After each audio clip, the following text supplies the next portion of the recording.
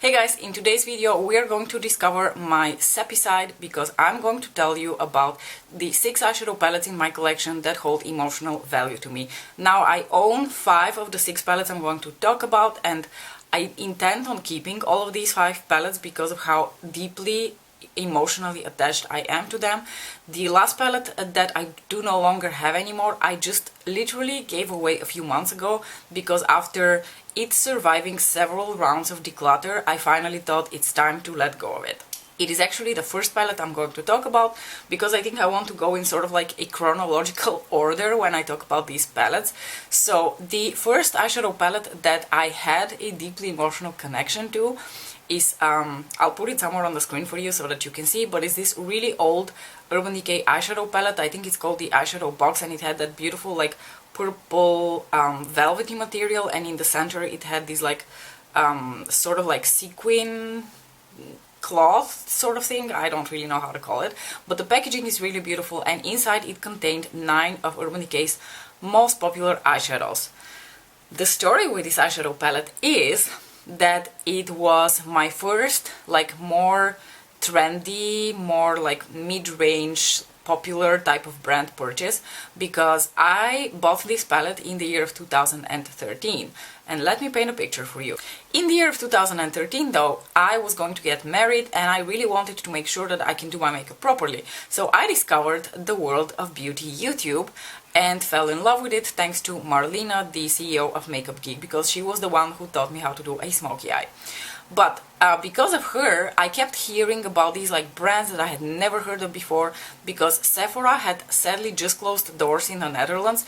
We did not have a Sephora in the town that I lived, so I was pretty limited to the drugstore and the super high-end brands, like the luxury brands, the classic luxury brands like Chanel and Dior and that kind of thing, and I never really felt the urge to spend much money on them. I did have one trio of eyeshadows from Shiseido that I really loved. That was the only like super luxurious eyeshadow that I owned, and I loved that trio. But further than that, most of my makeup came from the drugstore, and then I started hearing about brands like Tarte and Urban Decay and Too Faced and MAC. MAC was not a thing that existed in my life back then, let me tell you. And as soon as I heard about them, I of course wanted to own something from them, but as I said, sadly Sephora had just left the Netherlands, so we didn't have Urban Decay anywhere near here. And then I discovered, just, you know, via googling, that there is a website that I do not remember the name of anymore, but basically it was a US based website which was selling discounted cosmetics, because it was either like older collections or for whatever reason it was just, you know, older and on sale. So I remember being on that website and seeing that eyeshadow palette from Urban Decay for the total amount of $10, which is not much for an Urban Decay eyeshadow palette. And I was immediately like, yes, I want to own this palette. It looks so beautiful, look at all these colors, and it's Urban Decay, and I was so happy when I received that palette. I used it every day. I used mostly the colorful eyeshadows in it, like the blue-purple shade, the green, the blue, maybe the gold sometimes, and at the time I was too cool to wear neutral eyeshadow. So those 3 eyeshadows at the bottom, which were neutral shades, I never really touched those shades. But I did use the bejesus out of the colorful eyeshadows, and you know, as time progressed and my eyeshadow palette collection grew, that eyeshadow palette just kind of got stuck in a drawer to never see the light of day again. But I never had the heart to part with it because of just what an emotional value it held to me. It was my first Urban Decay eyeshadow palette, and for a long time yours truly was very loyal to Urban Decay. If you go back a couple of years, like circa 2017, you will see how deeply in love I was with Urban Decay and how I pretty much bought every new release from them. I had the intention of panning the green and the blue because I used to use them a lot as like pops of color on my lower lash line, or as inner corner pops of color when I did neutral looks, but I realized that I hadn't really touched it in a while, and the eyeshadows were still, you know, perfect quality, so I didn't want it to be binned either. So I asked a girl at work whether she would like to make use of it, and luckily she did, so I hope she has a lot of fun with it. Now we are moving into the year like 2014 or 2015. When, I don't know, Those of you who might have been around that time in the beauty community might remember how much everyone couldn't shut up about Sugarpill eyeshadows, and in particular those little quads that they used to sell.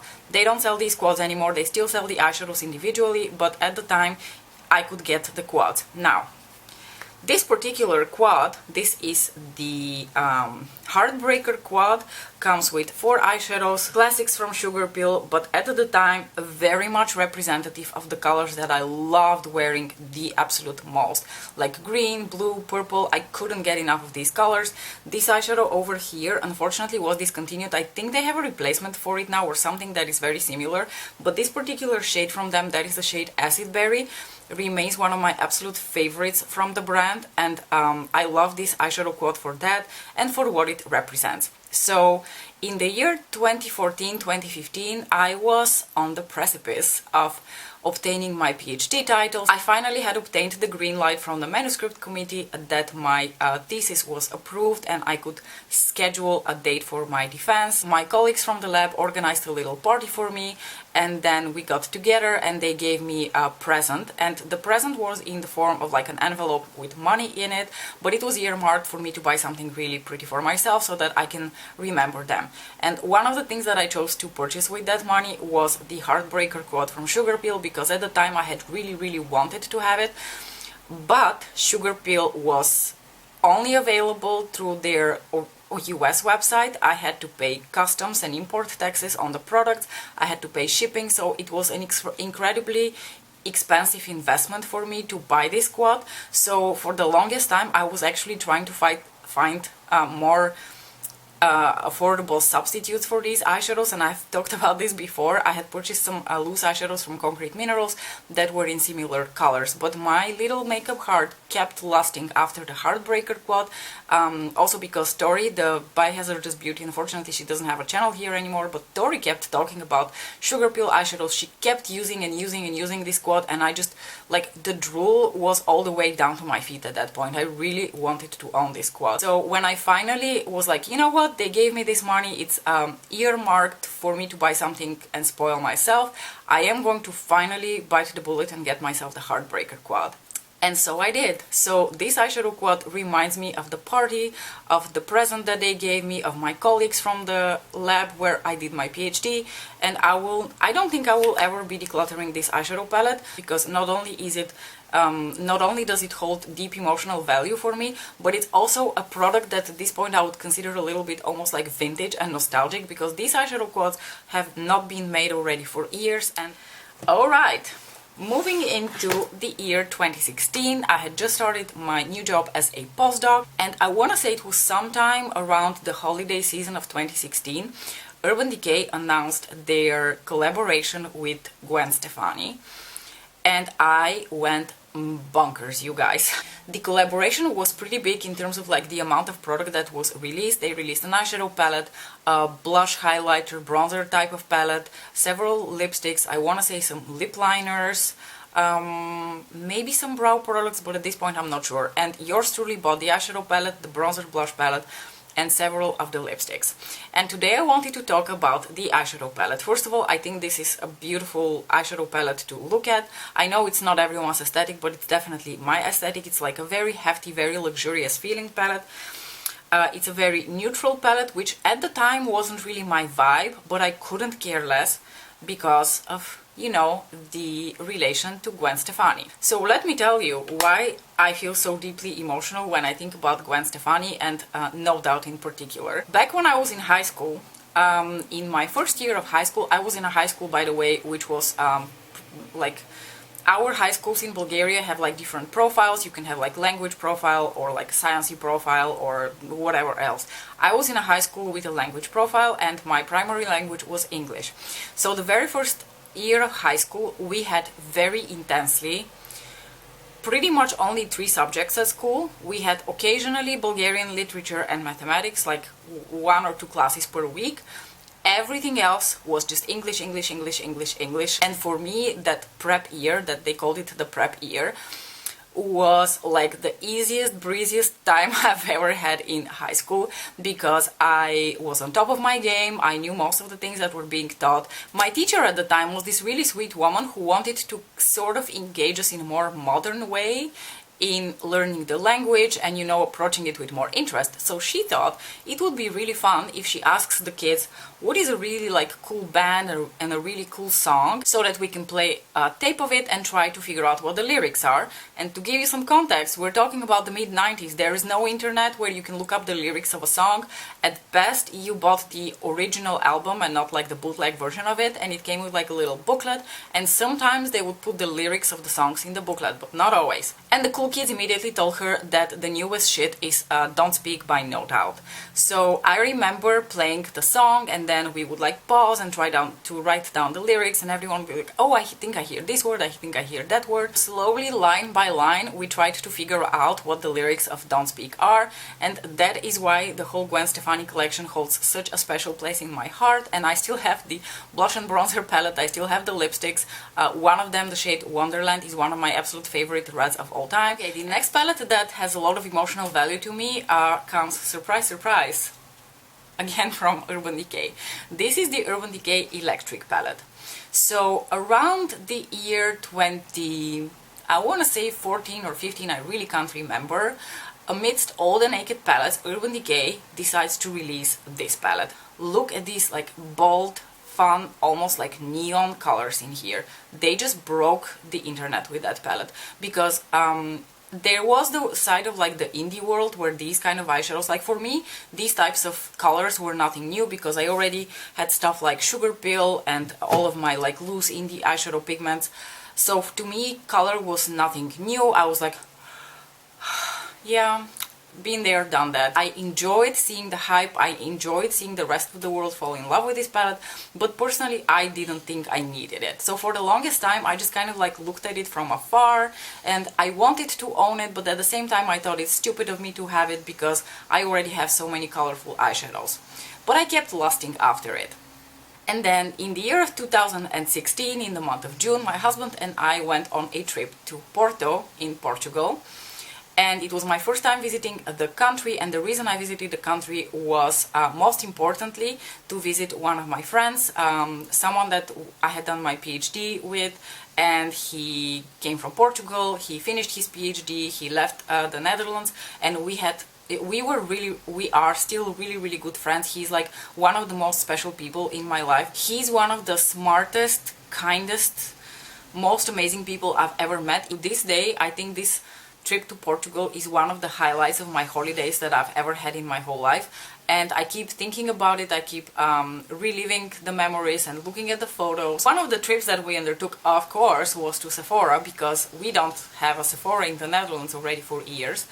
So anytime I would be in a country that has a Sephora, I would drag my husband to it. And of course in Porto, I dragged him to a Sephora. And we entered the Sephora, and I was looking around, and I picked for myself a little palette with Too Faced blushes in it, like the what are these called? The Love Flush blushes, the ones in the little heart shape. And as I was browsing the store, I saw the Urban Decay Electric palette, and I was like, oh, I want to have it, but it's so stupid. It's like already like the hype has even died down. Nobody even really cares about this palette. Do I really want it? And my husband was like whispering in my ear, you should get it. If you really want it so much, you should get it. You should get it.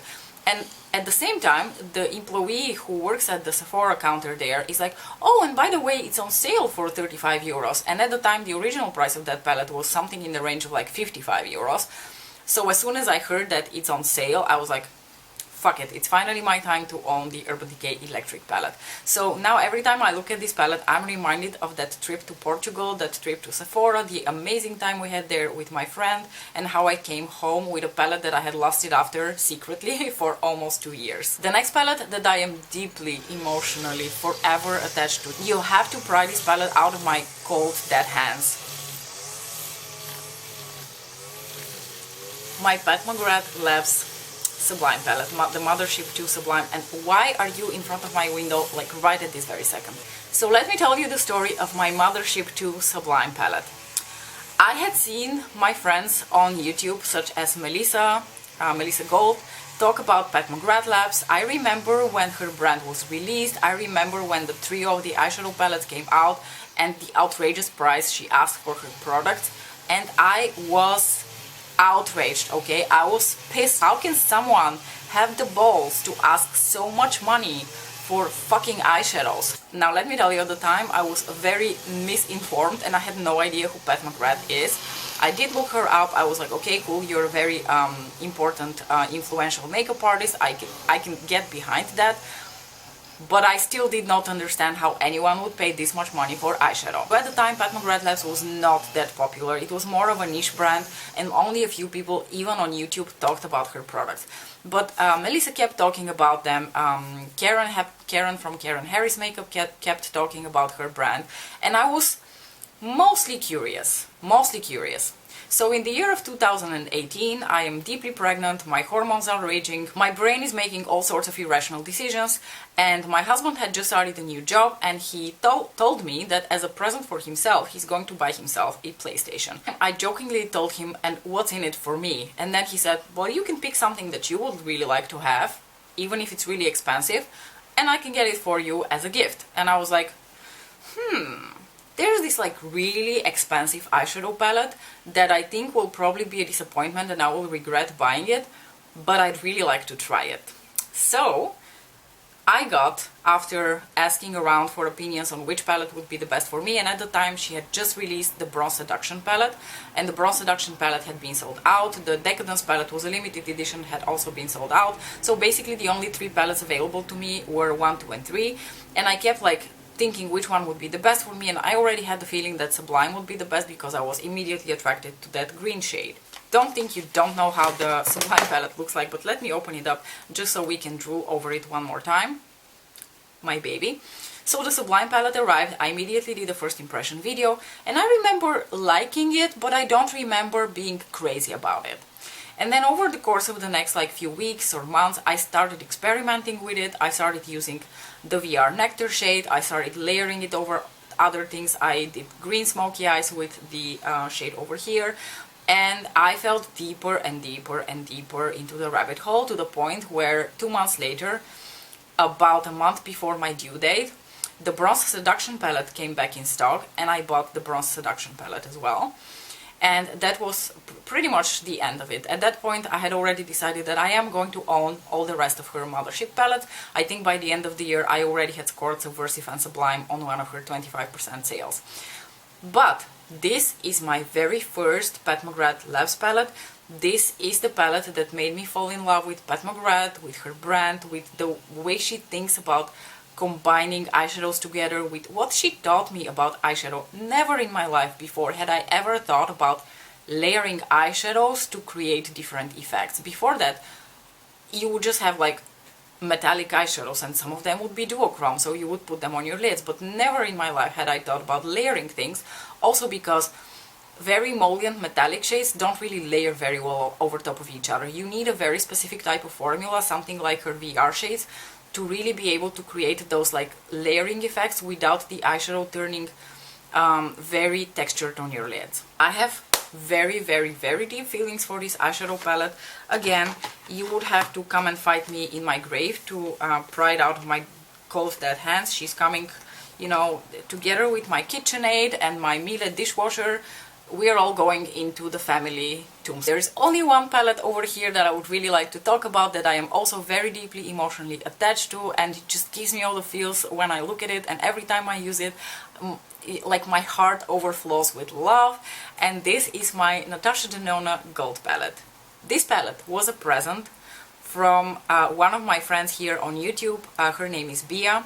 Some of you may not have heard of Bia because she hasn't really posted any content already for quite a while. I think it was around 2018, 2019 or something. Via Meg, Bia discovered my channel and then she started commenting on my videos, and at first I was like, oh, who's this chick who keeps commenting on my videos? Then I found out that she has her own channel. I really liked her content. I started following her. And the more I watched her videos, the more I clicked with her in terms of personality, and I feel like we had already developed quite a beautiful friendship at the time that we both had our YouTube channels. We've also done collab videos.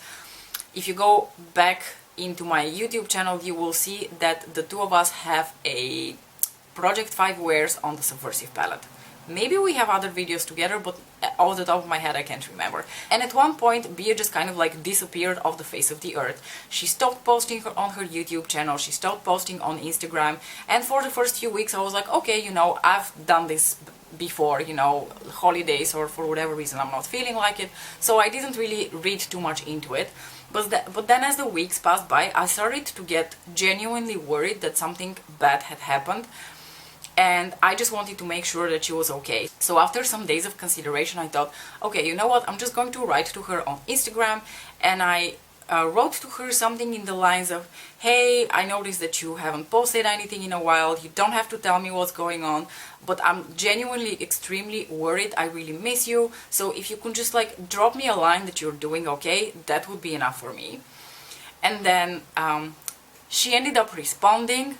She told me what the reason was that she wasn't posting anymore. Our friendship kind of transcended YouTube and Instagram, and we not only chat on WhatsApp regularly, but every now and then we also video chat.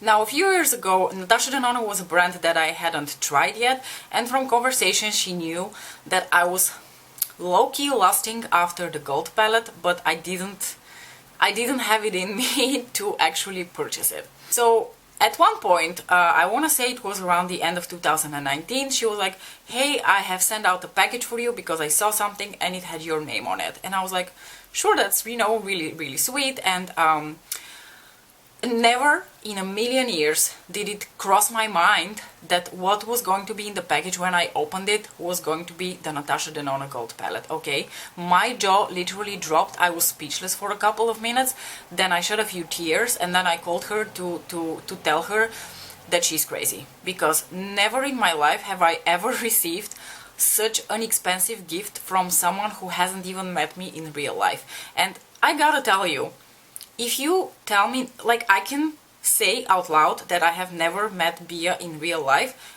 and it sounds completely ridiculous because I feel like she's someone I've known my whole life, and we just had a coffee date yesterday. I honestly cannot wait to actually visit her and for us to meet in real life and like hang out and drink sangria and wine and go to Sephora and buy all the makeup. So this eyeshadow palette overfills my heart with love. It is such a special gift that I have received from one of my friends here on YouTube. I have received gifts and I have sent out gifts to people. I have met some really, really wonderful people via YouTube, and my friendship with Bia and this gift are the reason that I'm still on YouTube, because I'm meeting people like her, people like you. I literally have no other motivation for doing my YouTube channel other than talking to you and making new friendships. So, now that you have discovered the sappy side of me, I hope that you enjoyed this video. Let me know what palettes you are emotionally attached to and you would consider an object that you can never get rid of because you have an intimate relationship with. If you would be so generous to also share the story of why you're emotionally attached to that palette, you can feel free to share that with the rest of us here. If you don't want to, that's fine as well. Thanks so much for watching. I'll see you in my next video. Bye!